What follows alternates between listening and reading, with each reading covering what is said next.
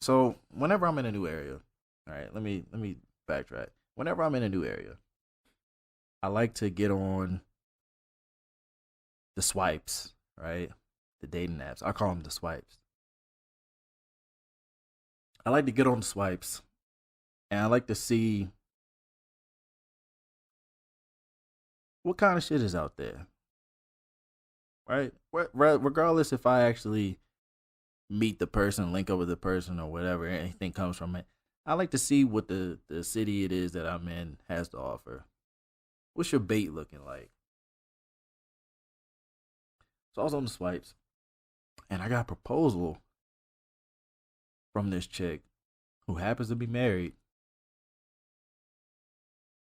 and she wanted me to meet up with her and do all this other shit and like that. And I no nothing came from it, but just the fact that she was married and she was putting herself out there like that, man, it just furthers my whole anti-marriage. Like it just fuels that I don't think I'm ever going to get married, and it goes deeper than just okay, like the whole commitment thing. I do have commitment issues. I'm not gonna lie, but it goes deeper than that. People are just scandalous in general. People are scandalous. They're gonna do whatever it is they want to do. You can't control them. They're not robots. So like, you never know exactly what the fuck you gonna get. You putting all this attention and effort and money and emotion into this one person just for them to hit me up, some random nigga who's only here for a short period of time, just to hit me up and potentially uh put your marriage in jeopardy by trying to hook up with me, you know?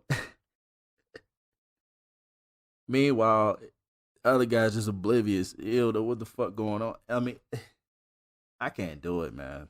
I can't. And then not to mention the whole fucking back to politics, right? The whole fucking government involvement, how all automatically half my shit is yours and the alimony and shit like that. Bro, that shit's trash. Look at Dr. Dre. Look at Jeff Bezos. These men came from nothing. Dr. Dre, NWA, right? We all seen the fucking movie. Man came from nothing. Nothing. Worked his way up, becoming a fucking multimillionaire, billionaire, just to have half his shit gone to some random bitch he met at the end of his journey. Jeff Bezos. They say he might be the world's first trillionaire, multi-billionaire. Started in a fucking garage selling books. Bam, half his shit gone. Divorce settlements, alimony, child support. I understand. You got a child. You knew what the fuck you were getting yourself into. But that alimony shit, fuck that. Fuck that. People always say, oh, prenups and shit like that. Prenups don't fucking matter either. Because now you got to prove to the judge that she didn't sign a prenup uh, under distress. How the fuck you gonna do that? Nah, man. I'm not getting married. Nope. I don't see it. Honestly don't even see myself just committing to one person. To be honest, I did it once. My ex, I was with my ex for 6 years. Probably won't ever do it again. Not because of her. The 6 years weren't bad. I mean, it had its ups and downs, but it's not because of her that I have commitment issues. It's just because after that, and I became single, and I've been, in the mix. I see how people move, and I just don't need that level of stress and uncertainty in my life.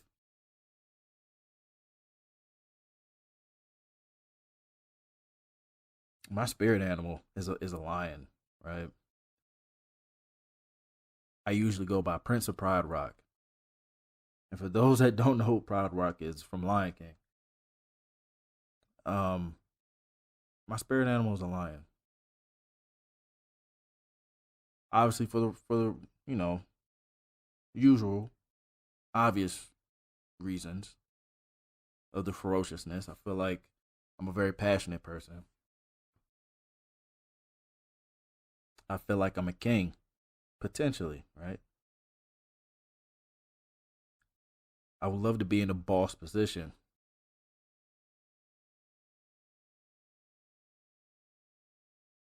but it's also for the aspect of you see a lion, he's got a 20, 30, 40 lionesses around him.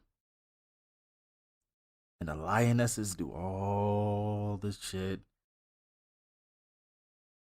They make all the moves. They do all the hunting. They do all the maintaining of the kids.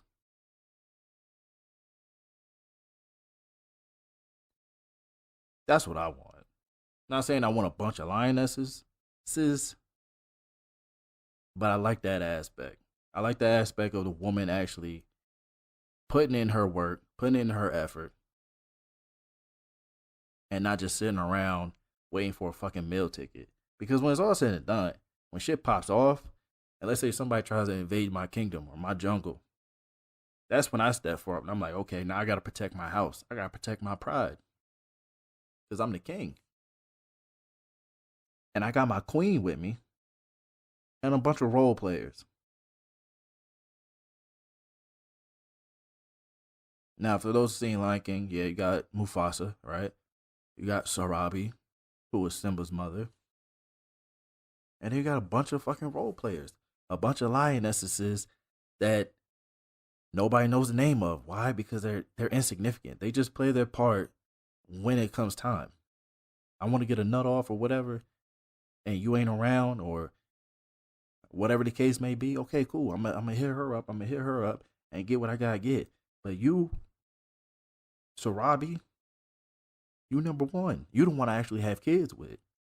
You the one I had Simba with.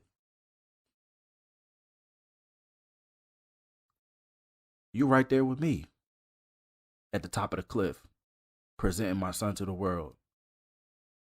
Where the rest of them at? Shit, who cares? It don't matter. They role players. But that's what I like. I like that aspect. I'm very much for equalism when it comes to men and women. With that being said, I'm not chivalrous at all. I think chivalry is dead as fuck. Because I am a firm believer of you cannot have your cake and eat it too from the standpoint of you want everything I have plus your own. Nah, nah. Now don't get me wrong.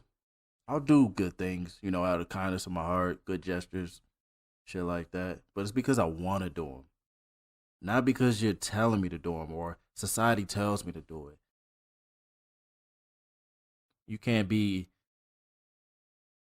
wanting the man to work and provide for you, take care of the kids just like you do, cook just like you do laundry just as you do, fix things around the house, also be the protector. And then in the same breath, you want him to hold the door for you. You don't hold the door for him. You want him to pump your gas. You don't pump the gas for him. You want him to take out the trash. You don't take out no trash. You don't cut no grass. Where they do that at? If you really want everything to be 50-50, then fuck it. We 50-50. But it will never be 50-50 because there's going to be things that I have to do that you're not going to want to do. If somebody comes kicking in the door in the middle of the night, you going to go grab the strap? You going to go check it out? Nah. You ain't about to do that. You not. You be like, baby, go check it out. I heard a noise. I don't know what the fuck going on. It's like the Breonna Taylor situation, right? Rest in peace. Speaking of, man, They need. Why the fuck have they not arrested those motherfuckers yet, man? It's fucked up ass country, I swear. And you think voting is gonna make a difference? Man, no. The system is fucked. The whole system is flawed. It's been flawed for years, man. And one motherfucker getting voted in ain't gonna make a fucking difference. But like the Breonna Taylor situation. Who had the gun? Her man had the gun, clapping at the police, sending warning shots. It just so happens that she was the one that caught the stray bullets, unfortunately. But that's what I'm saying. It'll never be 50-50. It'll always be 60-40, 70-30. And with that unevenness, there's going to come decisions that are going to be made without your consideration. That's just the way it is.